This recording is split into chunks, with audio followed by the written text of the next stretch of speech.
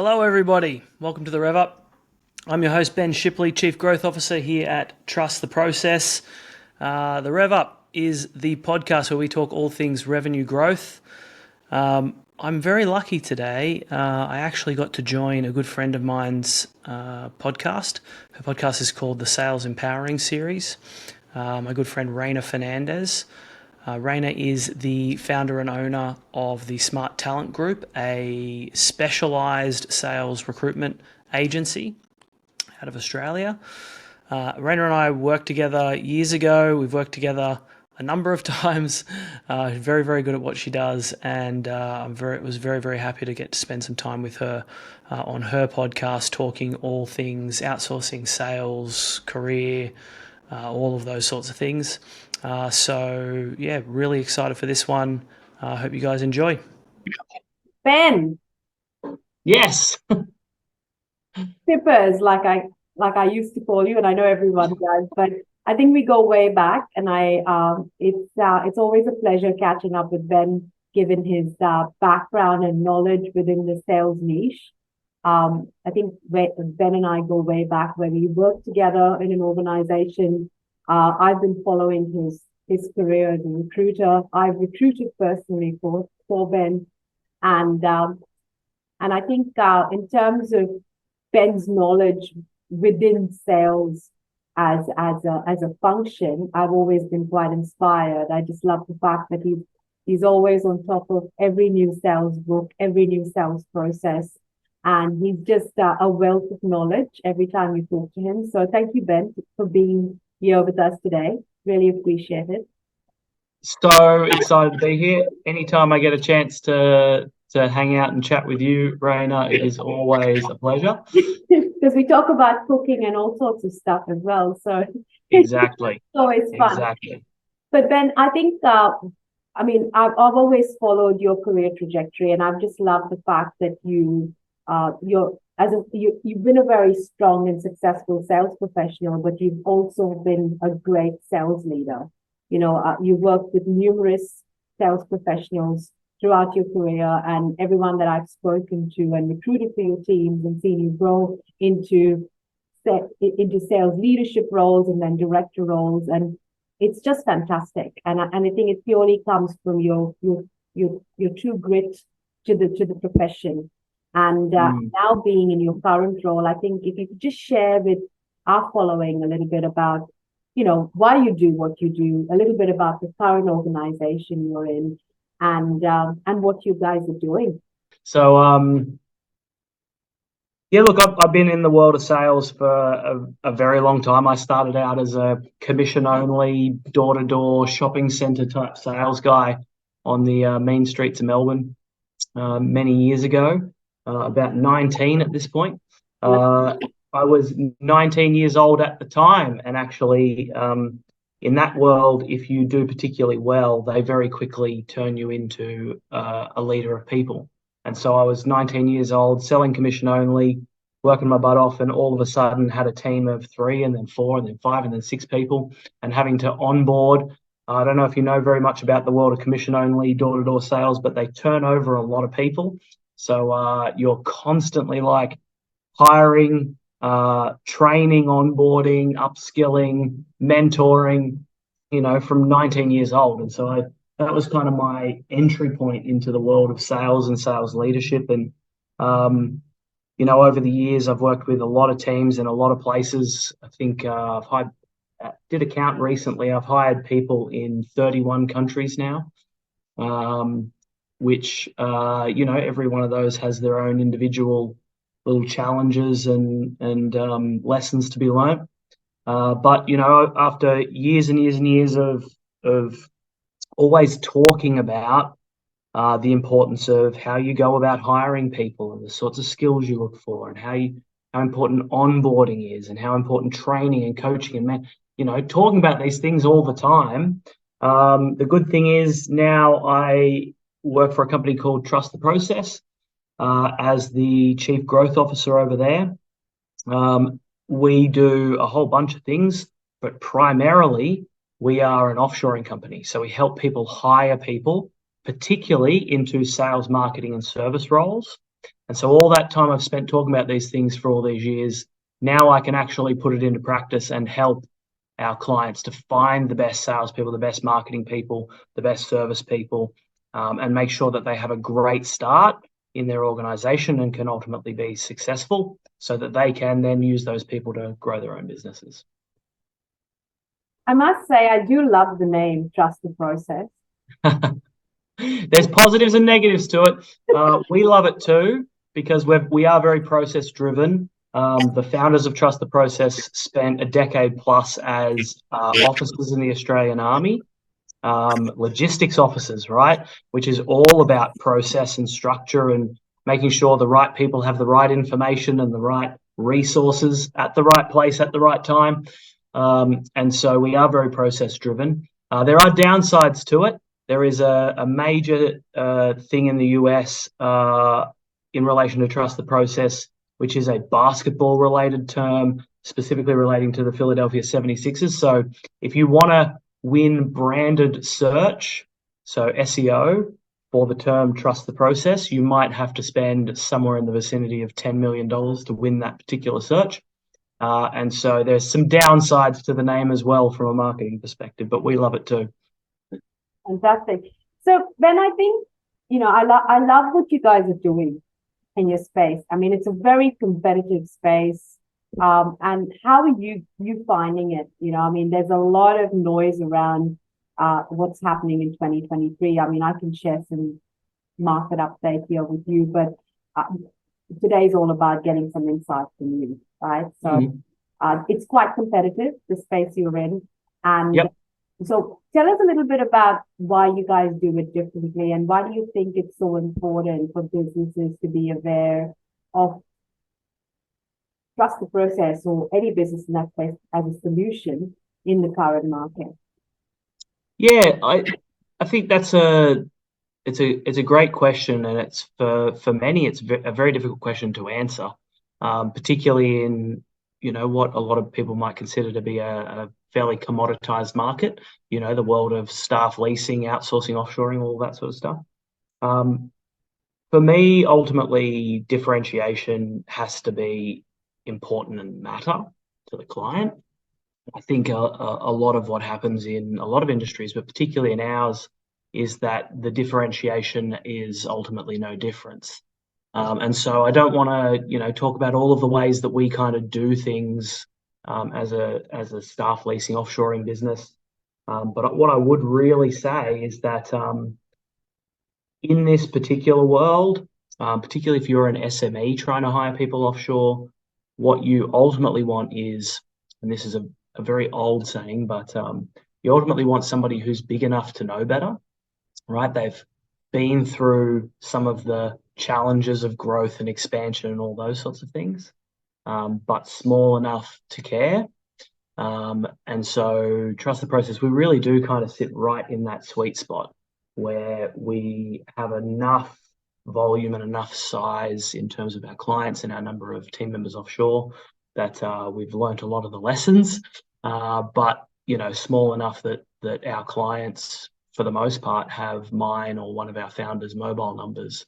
And if they need help with something, some insight into something, they're like, oh, I can't figure out why this particular sales process isn't working. They've got access to the right people to be able to help them. And I think that's important. I think, look, as a business, we are a very people-focused business. One of our founders is particularly good with words, with coming up with good phrases. He said to me the other day, business is a fundamentally human experience based on connection and relationships. And when he said that to me, it got me thinking about this whole, the world we live in, which is pretty fundamentally digital. And probably, you and I worked together 13, 14 years ago, something like that, for the first time. We've obviously done a lot of things together over the years, but that was the first time we worked together. Like, I would definitely say that the world of business is less connected personally today than it was 13, 14 years ago. And I don't think that it has to be. And so as a an offshoring provider, as an outsourcing business, ultimately our goal is to be able to help people to take advantage of a modern digital strategy. We help people implement things like CRM systems. We're HubSpot agency partners, as an example. But we think that all of these things should be ways to augment and improve that human-to-human, person-to-person relationship, and improve those connections. Because at the end of the day, we don't just want to do business for the sake of making money. We want to enjoy what we do, and what makes us enjoy what we do is the people that we get to do it with. And for the most part, that's our clients and our partners. And so, it's not just about ticking boxes and sending emails and hoping everyone kind of keeps working with us, through automations and whatnot. We want to have a fundamentally human-to-human connected business and approach to how we do things, which is not a huge differentiator in terms of a product, but I believe it is a fundamentally different approach in our industry in terms of, approach rather than product and service. And Ben, do you think with everything happening in the market at the moment, there's been a massive snowball effect from all the tech layoffs at the beginning of the year? There's a lot of noise around a possible recession, although we are feeling quite positive that it's not going to really reach Australia. Businesses, we're finding in the sales recruitment space that a lot of roles are being held or businesses are taking a lot higher. It's definitely an employer market as opposed to a candidate market. We're seeing a very different shift to the market that we were in last year, right? Where scraping the bottom of the barrel to find the talent. Today we're that we're speaking to such good sales professionals out there on a daily basis.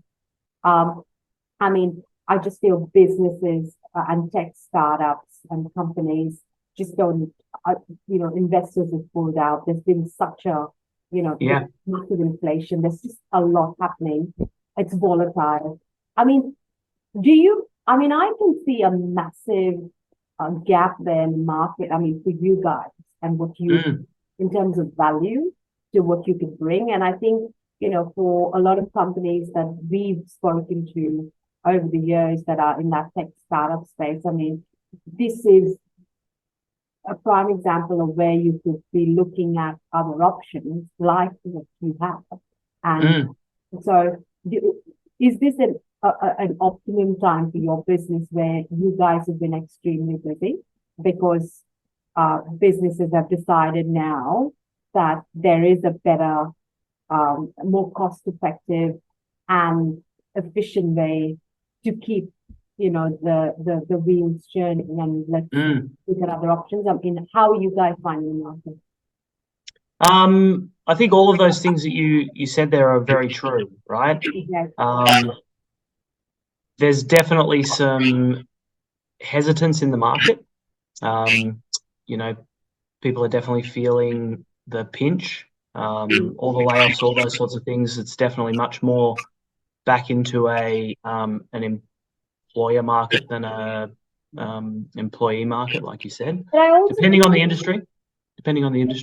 Then businesses are also correcting themselves because last year there was a massive influx of roles.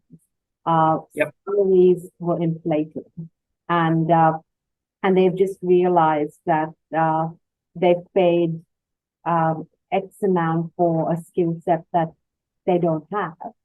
Yeah, and A money for C players. It's been going on for 2 or 3 years, and so many businesses have ultimately paid the price for it.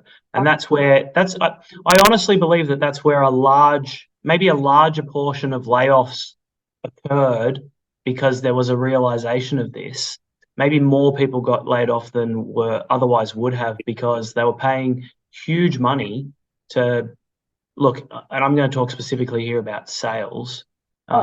Huge, crazy market resetting money just over and over and over again to people that honestly weren't very good salespeople. And so they didn't get the results, but those companies, those tech companies in particular, managed to hit all of their hiring targets, right? And it totally threw the market out for a period of time. People could just get paid whatever they wanted to get paid. I think that's definitely switched back the other way, but there are still candidates out there that are expecting those same kinds of numbers in a market where they're just never going to get them.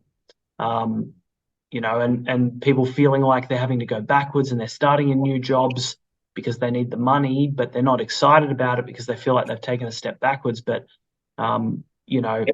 some very irresponsible hiring happened over the last 3 years. And it's had a pretty big impact for sure. What I'd like to understand is obviously from, your perspective, sitting in that whole growth revenue seat where you're focused on driving revenue for your current business. What are you seeing? I mean, are you seeing that the current market has increased needs for what you guys provide as a solution? Yes and no, right? So we have had some challenges just like everybody else over the last 6 months in terms of particularly the Australian market. It was probably a little bit earlier than that for the US and some other places, but particularly for the Australian market, lots of people feeling the pinch. Most of the people that we work with SMEs predominantly, lots of them at the, top end of the M in SME, but lots of SMEs. And so, when you're in a small to medium sized organization, the people that are pulling the purse strings and managing the budgets, for the most part, have mortgages and things like that. Everybody's feeling this stuff. And we've certainly seen a little bit more challenge in the last 6 months. We've also seen a lot more people wanting to talk about outsourcing. That's for sure. Right. Outsourcing, obviously, in and of itself, it doesn't necessarily mean offshore. They are two separate things. You can outsource in Australia. You can outsource in another country. So from an offshoring perspective, there's lots of people that want to explore the concept of going overseas in order to save some money. And so we're having lots of conversations, lots of people reaching out about, what can I do offshore and at what price can I do it? And that in a nutshell is it's a great conversation to have. It's a good way for people to be thinking, because the more, the more depressed the market gets, the more challenge there's going to be, the more it's going to be really essential that people are thinking about efficiencies.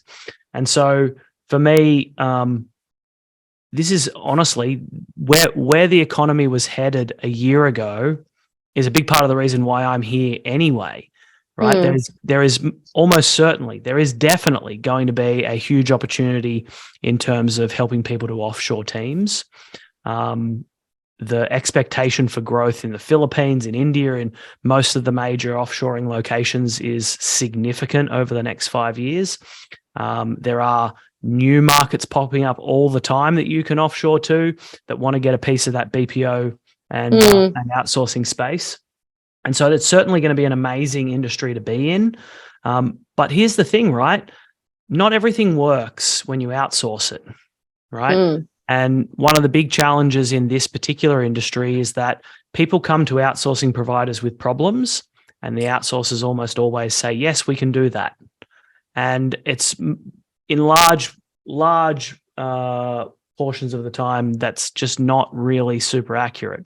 There is a difference between what you're going to get with an internal onshore staff member and what you're going to get with an external offshore staff member. And being very aware of what works and what doesn't, I think really is ultimately the key. I say to people all the time, outsource a process, don't outsource a problem. If you outsource a process, you get efficiencies. If you outsource a problem, you usually just get a bigger problem, right? And so the first thing for me is always, is there a process in place? Is a thing already working? Are we already getting some results from it? Because if we are, and we know how something works, you can absolutely offshore it. Provided that it is something that is a repetitive task, or you have to make decisions about what kind of level of person and capability and skill and experience you want to hire. You know, if you're talking about marketing in particular, the person that you get in somewhere like the Philippines and the person that you get in Australia there might not be as big of a gap in pay as you might initially think, right? A great marketing director is globally, because we are in a much more global economy now, a great marketing director, no matter where they are, kind of has a pretty fixed global cost these days. Yeah, I agree. So, I mean, there has been a need. Businesses are a bit more open towards outsourcing, and I think I really liked your the way you think around you know, coming to you guys with a knowing what the process is, as opposed to coming to you with a problem, as opposed to just wanting to dig and open up another can of worms and more problems. And you're completely right. I think from our perspective as sales recruiters, and you know, we want to make sure that when we talk to businesses, we don't just hire or recruit for roles where we don't add value. So just being able to then also point our clients and businesses in the right direction. Like, I mean, it was not long ago I reached out and I said, hey, I think I know someone that potentially could use what you guys offer as a solution. And then he changed his direction or whatever. But what I'm trying to say is just being able to being able to know the value of what you guys do and why you do it differently is important. And hence I thought getting you to talk a little bit about, you know, what you're seeing in the market, how you guys are adding value, what you're doing, just so that businesses are aware, you know, what are the key roles that you guys can add most value in. Yep. You know, and why, you know, I mean, I personally think that every business that is in that SME space should have 3 or 4 roles that are outsourced, you know, because those roles don't really need to be based in Australia. It's a massive cost saving, and it can really support your business, and you get some really great talent. I mean, I'm a prime example of that. So just tell me a little bit about, you know, what are those key roles? How do you guys add best value, and where are you seeing in terms of trends, especially in that outsourcing space, where are you seeing most of those trends, you know, and what sort of sectors are you guys working within?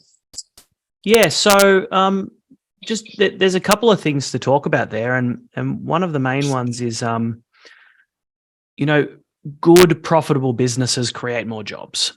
Right. 100%. So for us, it's not about taking a staff member that exists in Australia and moving that role to the Philippines. Right, as an example, for us, it's about how do we apply appropriate resources to appropriate tasks. Okay. And so a good example of that is like lots of admin work, right? You can absolutely do that in Australia and it'll cost you at least our minimum wage. But if you're spending your money to do that there might be other tasks that you now can't do. You can't afford the resources in order to be able to do them. The amount of times I talk to someone and they're like, we're not doing anything on social media. And we're not doing anything on social media because we can't afford a social media manager here in Australia. We can't afford an agency or whatever. And the problem for them is that their resourcing is misallocated, right? The founder, for example, might be spending a ton of time on bookkeeping as an example. And because they're spending a ton of time on bookkeeping, they're not spending a ton of time managing their Facebook or their Instagram account or whatever, right? So it's all about like a hierarchy of tasks that you could do. And then you take some of those, I don't want to say low value tasks, but those simpler, more repetitive tasks that you might be doing, sitting around the kitchen table doing whatever. You take those, you move them offshore, you do them at a very reasonable price, a significantly lower price than doing them in Australia. And what it does is it frees up funds, it frees up cash flow to be able to then apply resources to higher value tasks, particularly marketing and sales tasks. All business growth is sales and marketing led. If you're not investing time and resources in those places, your business will not grow. That is just a fact. So it's about appropriate resource allocation. For us, we specialize in marketing, sales, and service roles. Okay. Right? That is our core specialization. And we didn't always. Actually, if you go back even 12 months in the world of Trust the Process, we kind of did everything, right? 4 years ago, we were a VA agency. A year ago, we did anything that anyone kind of needed, but we definitely had some areas that we were better at than other areas, right? Because you can send marketing, sales, product, operations, finance, HR, compliance, you can send 1,000 things offshore, right? But so for us, it's about what are we really good at? And when we start to focus into some of these areas, we also realize that there are ways that work and ways that don't in each of those functions, right? And so for me, and I think this is a kind of a good thought experiment for anybody thinking about sending roles offshore, is you really have to break the clients into two categories, right? Anybody who's thinking about offshoring. The first one is we're at a size and we're at a scale and we're at a level of detail that I'm trying to hire a role. Maybe I've got a marketing manager, maybe I've got a sales director, right? And so there's a person who's going to manage the process and lead the process. We have some processes in place. We know that this is where our leads land and these are the steps that we take people through. And many people have gone through it and bought, right? So we have a process in place. We have a CRM in place and we're tracking our leads through that CRM. But what we want is we want to trial doing some of our appointment setting and inbound lead management offshore. We're already doing it. We already know how it works. We already know what good looks like. We already have processes. We already have templates. We already have all these things.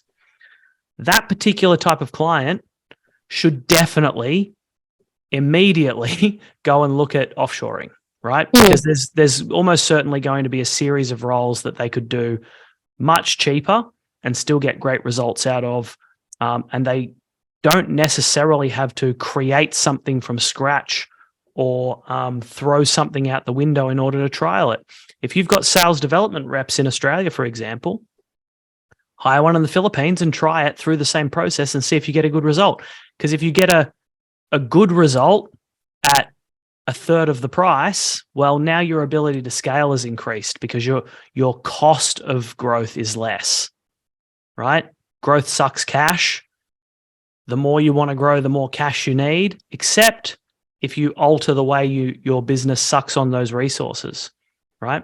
So that's an example. The other type of customer are the ones where they want to do something that they don't yet know how to do. So we would have lots and lots of people coming to us saying, I want to hire a VA to do marketing for me, right? We would say, what are they going to be doing? What are the programs? What are the campaigns? What channels? All of these sorts of things. Well, I think I want them to make content for me and I want them to distribute it through social media. Are you doing it already? No. Do you know what kind of content? Well, I'm hoping they'll tell me, right? If that is you are not ready to offshore, right? And if you go and talk to 50 providers, 49 of them will tell you, yes, we can hire that person for you. But I can tell you right now, you're going to get 6 months down the track, you're going to fire that person and you're going to go, offshoring doesn't work. And that's not true. The way you did it doesn't work. And so for us, it's about identifying which camp do they sit in. And if they sit in the second camp, they want to try something new that they haven't done before, but they don't know how to build the processes for it. They don't know what good looks like. Then for us, it's about being able to provide that for them, right?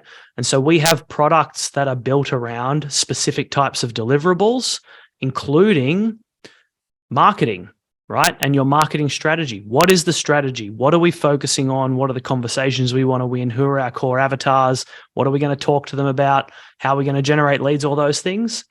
And then providing, once you have that structure and that strategy and all of the processes in place, then being able to provide people for it. Or in some cases, it doesn't make sense to hire one person. I think the best example of this is content, right? If you want to do amazing content, you need more than one person. You need somebody who's very good at graphic design. If you're doing video, you're going to need a video editor. You're going to need some sort of content creator and copywriter, right? There's 3 or 4 other things. Quite often, if you're going to distribute that content, you're going to need website developers and social media coordinator, a whole bunch of stuff, right? And if you really want to pump that content up, you're going to need somebody who knows how to manage ads, because you might want to point some ads at it. Like, there's 1,000 roles you could have in order to have a great content engine that yields results.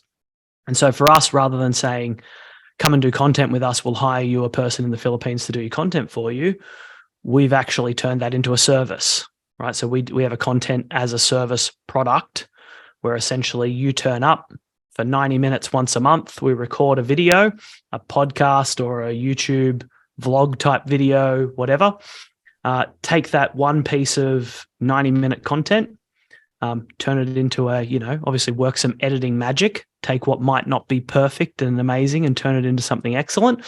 And then take that one piece and turn it into a whole bunch of different formats. So shortened snippets and the like of video, a whole bunch of different shorter videos, then blogs, email posts, social posts, ebooks, all of these things. We can take that one piece, turn it into, 20 to 45 pieces of content, and then load it all up into a social scheduler, and bang, bang, bang, out comes the other end a full content strategy. So it's who's the customer, what do they need, but also what skills do you need in order to be able to deliver on that thing you want to do? Because if you just want a person in the Philippines to make content for you, you're going to have, pardon me, but you're going to have some shit content, right? Because they don't know your business as well as you do. You're the one who needs to guide them and help them with content. I mean, it took me a good 3 to 4 months before May could, put content together, but we already had a strategy in place. Mm-hmm. I get it. Like, it won't work if you're not ready to offshore and you don't know what the tools are. So I think you gave some really great examples there, Ben, on which businesses are ready and which businesses aren't. And you know what? I think coming back to it, the client that I was talking about, they weren't ready. They just didn't know what they wanted. I need someone to, I'm so busy at the moment. Like, I just need an EA to help me with my diary and organize me. But what do you need to get organized? I don't know, just everything. I just need this person to do everything. Yeah. So they don't really they aren't ready because they've got no process in place, and they're gonna then say, "Hey, you've done a shit job," because they don't even know what they want. Yep. So that's such a good point. That's such a good point. Like, we've changed our process, our sales process in the last 9 months for that exact reason, right? So before we will sign any contracts, take any deposits, anything, we help the person make a position description for the role, right? And obviously we make hundreds of these things, but we help them really define what are the core tasks that this person's going to do, what experience do they need in order to be able to do that, what tech and systems and industries and things, what sort of exposure do they need to have and capabilities they need to have in order to be able to manage that process? Yep. And then finally, how are they going to measure them? What are the KPIs going to be? What is the sign of success? Define all of those things, and it becomes so much easier to hire somebody, give them the appropriate expectations, and onboard them. But if you can't even get to the point of, I have a position description for the role that I want, it's pretty hard to be successful. 100%. Well, I think that's given at least our audience a very clear understanding, because we work with quite a few tech startups or businesses that just got some funding and are looking to kind of scale and grow, and they've talked about offshoring and doing. There's a few roles there that potentially could be offshored, and or we could actually get someone to do this. Okay, well, you can, but do you even know? So I think you gave some really great examples around that, Ben. I really appreciate, and I think you've given me some great insight too. It's just I think businesses are very confused, and you're right. It's offshoring's not for everyone, and I'm glad that you guys have put some process in place to be able to do this effectively. Yeah. Yep. There's massive pressure for businesses to be able to do a good job of this, and everyone's telling them that they need to offshore and they need to cut costs and all of these sorts of things.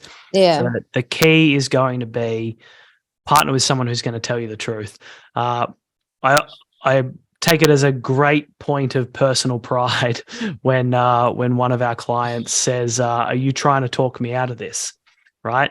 I think it's super important that we're very honest about what works and what doesn't, and how you need to operate, whether someone's ready, whether they're not, because there's enough people that are desperate in the business world right now that they'll pay you if they feel like there's a silver bullet out there. And there's certainly a lot of people that are suggesting they might have that silver bullet. So, that level of honesty and trust, I think, makes a massive difference to a long-term outsourcing relationship, Yeah. But I really like the idea of your content as a service piece, because I think that's a really great solution. I mean, if you could send me some more of that, because just an understanding, because I could share that with some of our clients as well, because I think that's a really great solution you've got out there. The other question I had for you, Ben, is, you've obviously come full circle. You've been a sales professional. You've door-knocked. You've been through recessions. And now you're pretty much in the recruitment world as well, which is great. So you're constantly on top of trends and data and all of that. So what are you seeing? Can you tell me what your take on 2023 has been, and what do you see potentially happening in the next 6 months? Because you talk to a lot of people, you're constantly very curious and always studying. So I think that's a great skill to have for any sales professional. But I know you do that. It's kind of your you do that very naturally, and you just I think you love it. You're very, very passionate about it. So so if you could share a little bit about what you think those trends are, or what you see happening or unfolding in the next 6 months, would be great, and what you've seen happen in the initial part of the year. Okay, so I actually don't think we've crossed maybe the major line yet. So I think there's a lot of change to come, but we're definitely seeing some of the effects for sure. From a recruitment perspective, I do think there's going to be a bit more of a coming together sometime in the near future between candidates and businesses in terms of expectations and what's possible. I do feel like there's going to be a bit of a reckoning for the candidate pool, not getting maybe what they really wanted, and having to. It's already happening. Yeah, having to really deal with that. But I tell you what, there's massive positives, right? It is a great time to be hiring. And so for me, anytime there's a situation where there's the potential for any kind of financial instability or problems in an economy, this is the moment that you want to be taking advantage of.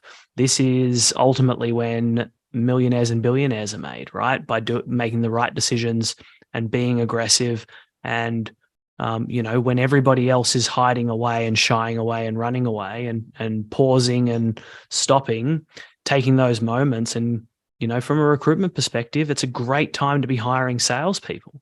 So there's amazing candidates in the market, the people that you have not been able to find for the last 3 years.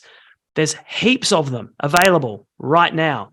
So if you can find great salespeople, I can tell you right now, that great salespeople and really, really good marketing are actually your only true way through a recession, are your only true way through difficulty. You have to be able to be better at and do a better job of selling and marketing and understanding your customers and shifting your value proposition and the way that you work with them in order to meet the current market conditions. I think I always think back to the place that we worked together years ago, and I use this example all the time, where on the back of the GFC, right, we were selling sponsorship packages for small business to business conferences, right? It was exactly the sort of discretionary spend that marketing teams were massively cutting back on, right? Initially, we had a real challenge with it, big problems, and that business itself cut a whole bunch of people, right? But a change was made to the value proposition and the way that we sold, and we focused much more heavily on being able to help our clients find who is active in the market as a prospect, less on volume and how many names can we get and database building and et cetera, and just helping sales directors find actual pipeline that are ready to make decisions and looking for solutions. And we met the market, right? They had very little money to spend now. But they needed to get results still. They needed to fight their way through this challenge. And so we matched a value proposition and a way of selling to meet that exact need. We altered our product to meet that exact need.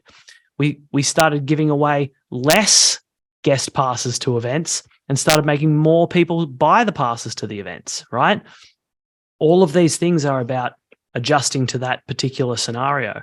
And so I think we're in one of those moments now where the zaggers, all the ziggers are going to be, the people zigging are going to be in one spot going, I'm going to wait until this is all over and I hope everything's going to be okay in the fetal position.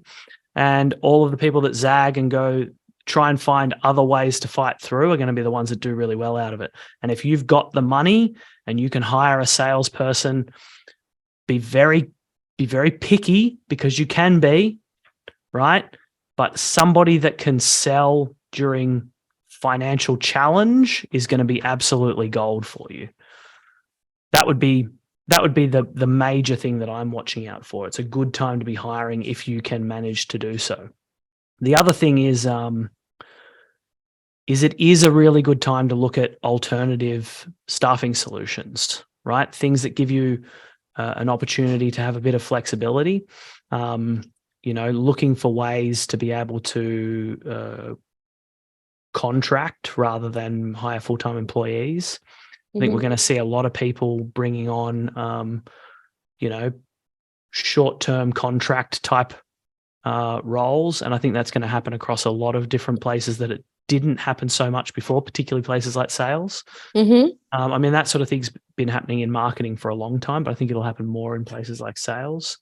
And I think people will look a lot more offshore to cheaper markets in order to be able to find their resources. And all of that will continue to have an impact on the wages that people are able to ask for. So it will be a moment. It will be a moment, and those that are courageous enough to take advantage of the specific opportunities available in that moment, I think, are probably going to come out the other side very, very strong. 100%. And you've been very clear about your messaging around this, and I've been talking to candidates. We speak to numerous people on a daily basis, and the one thing I say to them is, don't focus on the negative news and focus on what you can control. There's a lot of negativity out there, but it's more about what are they doing to upskill, especially for the candidates out there that are currently on the market. It's a challenging time. I mean, interest rates have gone up. They've got families to feed. They've got mortgages to pay, and it's tough. Some are doing it really tough, because of all the inflation and like we know, there was some big salaries paid last year. So if you start living on those having that lifestyle with the salaries you made, and then suddenly that's taken off you, it's a hit, Yeah, big time. So I guess you're right. And businesses can be picky, and I think the recruiters that have the relationships and work on those relationships are the ones that will survive. Because I mean, I was talking to quite a few recruiters in the last week, and they've been made redundant. Yep, not surprising. It's happening in a lot of industries. Real estate's another one that there's lots and lots of redundancies being made. So, but you're right. It's a time where millionaires and billionaires are made, and the ones that are most resilient and can actually meet the market. And you've given us some great examples on how you guys did that, and have been through it before, are the ones that will survive. So focusing on what you can control, and rather than getting drawn in. I mean, I don't ever watch the news. I never do. I just focus on what I can do, and I think that's what is so important. Rather than having all those negative Nancy's in your ears. So you're right. I think you've shared some invaluable information. I think some really great insights. I do appreciate you taking the time to do that, but more so just giving businesses some real clarity around whether outsourcing is for them, because it needed to come from someone working within the business. Because, I mean, you're right. There's so many CEOs I talk to, and they talk about, oh, it's crap. It's never the same thing, and blah, blah, blah. But you had some really clear and great examples around really knowing why you're outsourcing rather than blaming the person. If you don't really know the process, it's a bigger problem for you. So, I mean, I think it's very some great examples there. But thank you again. I mean, is there anything else you'd like to share? Well, I would just make one final point on something you just said there, and it's that not everything works offshore, right? We are an outsourcing provider, so not everything we do is offshore. We have onshore outsourced salespeople, for example. Not everything works perfectly offshore. I wouldn't do everything offshore, depending on your type of business, your industry, your customers, your product. There's a lot of different variables to it.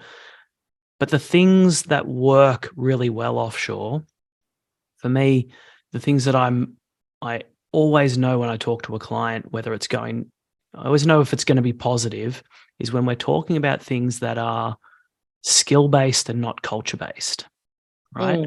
So a good example of this is like copywriting. It's really hard for an American, for example, to write great copy for an Australian market. Really difficult, because the culture is different. The way we talk is different. The way we position things is different. The way we connect is different. And so if you try and use an offshore copywriter, it can work.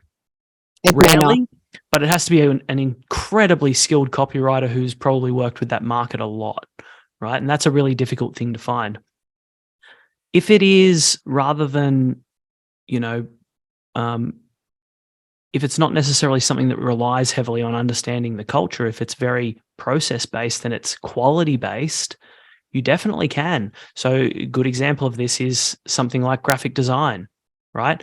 I, for the most part, suggest people don't do copywriting in the Philippines. And I, for the most part, suggest if you're not doing graphic design in the Philippines, you're probably wasting a lot of money. We get amazing, amazing graphic design outcomes from the Philippines. Video editing, lots and lots of bits and pieces, right? But where there needs to be a cultural interpretation done, that's where it starts to be challenging. And sometimes that can be in sales, for example.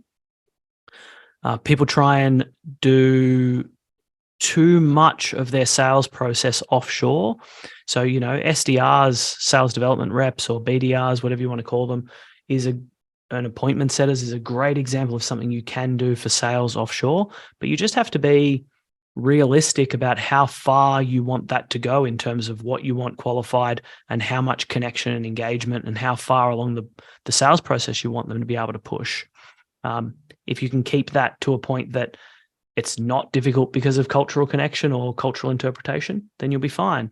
If you try and have somebody offshore do 80% of a sales process for an $80,000 AAR product, you're probably going to find that it fails and you'll be like, that doesn't work.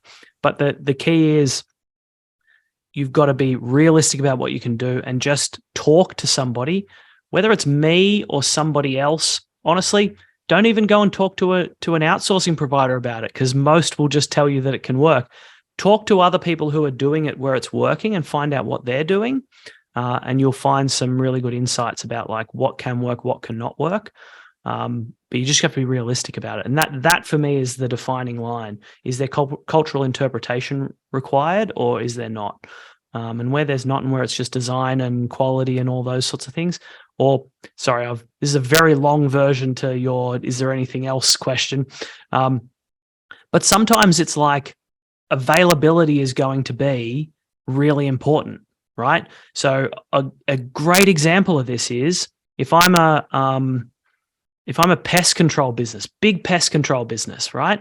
And I got lots of people going out to go to appointments at people's houses in order to go and spray for pests. If I've got one person sat in the office in Australia, right, that one person can take one phone call at a time, okay? I don't know if you've ever noticed this, but us that are maybe in our late 30s into our 40s, we all do the phone like this because of the phones we grew up with. Yep. And young people do it like this. I don't know if you've seen this. Oh, really? I've never seen that. I've got to be really okay. Yeah. Keep your eye out for it. You'll notice it now. I will. But if you've got one person in an office and they're on a phone call, then no one else can speak to your business and they don't get answers and they're like, I need to reschedule. I need to do, right? So in that scenario, what is the better experience for the customer? To have that one person in Australia, or to have that same money and have 3 people in the Philippines where someone can always speak to you. They can always get rescheduled. They can know exactly, where is the technician? Are they on their way? Like somebody that can do all of that customer coordination. Which one's a better experience?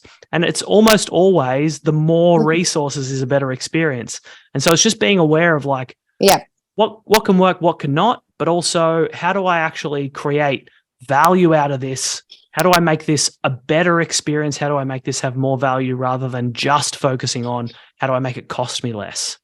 So reduce your cost for growth and think about customer experience. You know, I think for businesses that are scaling, I think that's 2 really great points you've kind of highlighted for business owners to think about when they're ready for that. That's when they've got those investors and whatever ready for scale. I think that's 2 things for them to look at. And you're right. I don't personally think that the full sales cycle AE can sit in in an outsourcing role. I think they're probably better off being from the local market. But there are roles. There are some companies that could be just delivery and customer success, coordination roles that could be very well done there, Yep. Absolutely. So 100%. No. Well, Ben, thank you so much. It's a Friday and I know that you probably got drinks coming up. Are you at home or where are you? I'm not drinking at the moment. I've got a big walk for charity coming up. We're doing the Oxfam Trail Walker Nice. in a month at the end of August. Me and 3 others, including one of the founders of Trust the Process. So I love it. I'm not drinking at the moment. There's no after work drinks. It's all training all the time. So none of that for me, but please feel free to enjoy a wine on my behalf, Reynah. All right, that's it for this episode of The Rev Up. Thank you for joining us. As always, The Rev Up is brought to you by Trust the Process, the place to go if you want help finding the best offshore talent out of the Philippines, to help in your business with anything from marketing and sales to service to admin to finance. If you're looking for staff and you need staff to be able to fill roles in your business and grow your business, head to ttprocess.co. We also help with HubSpot. So if you're looking to add a CRM or need any help in making the most out of your existing HubSpot instance, go to the same place, ttprocess.co, fill in any of the forms, and you'll be able to set up some time with one of our team to talk any of those solutions. Thanks very much for joining.